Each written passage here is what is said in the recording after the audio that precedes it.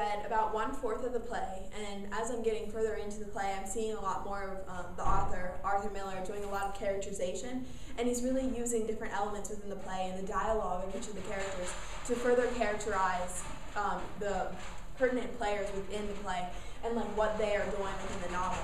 But as I was analyzing the characters further, I noticed that they all have kind of generic characteristics. Characteristics that we see often throughout stories, and I noticed that they were kind of archetypical characters. And looking at archetypes, we see that it's just like a generic version of a character. And now when I'm saying that within Death of the Salesman, these characters are kind of generic, I'm not implying that their entire character is generic. I'm saying that the author, Arthur Miller, took a generic character and he based his characters off of these generic characters, and then he added characterization and he put them in different situations and within different conversations, and then he made the characters multifaceted. But his initial characterization began with the archetype, and there's 3 different characters that I'd like to analyze more in detail for this book Babble. And the 3 I chose were kind of the 3 main characters within the play thus far, and that's Biff and Happy, which are the 2 brothers, and then Willie, which is the father. Starting out with Willie because he kind of starts out the play, and he has a majority of the lines. He's he's the salesman. Now Willie is confident, cocky, and he's like kind of a fatherly figure throughout the entire novel. And if we think to the archetype of a salesman, you see someone who is really confident. They believe in the product they're trying to get across. They're cocky. That's kind of their tone. And there were several instances where Willie is bragging about how good he is doing and how he met the mayor in one town and how everyone knows him. And he's just kind of confident about what he's doing as a career and how much money he's making and how he's going to achieve the American dream.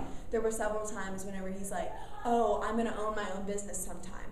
And we see that this is kind of an archetype within the culture during this time period because we see that Willie is a salesman, he's making his way up in the world, and the author took this initial archetype of the salesman, and then he added it, he further embellished it. And using the archetype, we as the audience are further able to identify with Willie without the actual Arthur Miller saying anything.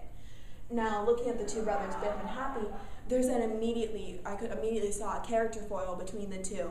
Biff is a football player, he's strong, and he has bad grades. And this is like through a flashback, we're seeing more characteristics of the 2 brothers. And Happy, he's smart, he's overweight, he's really trying to please his father. Whereas Biff is just letting his football skills please his father. And these are kind of 2 archetypes of the 2 kind of different American students during the time period.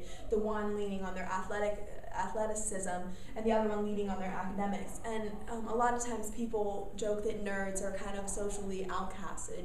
And we see that Happy is a little more nerdish, and they imply throughout that he isn't an athlete, and that that he's kind of the opposite of Biff. And Biff is the typical American teenage football player. He is strong, he has bad grades, he doesn't care a lot about his grades, and he's kind of like the social butterfly. He's the character that has the ability to pull other characters towards him. And we see all this through by examining the initial character that the author starts with. Whenever we start the play out, we get Biff, Happy, and Willie as a football player, as a nerdish kind of person, and as a salesman. And these are all archetypes that we kind of that we're able to further understand more about the character because we are able to look at the generic version of the character. And then as we read along the play, we see that the author further embellishes them.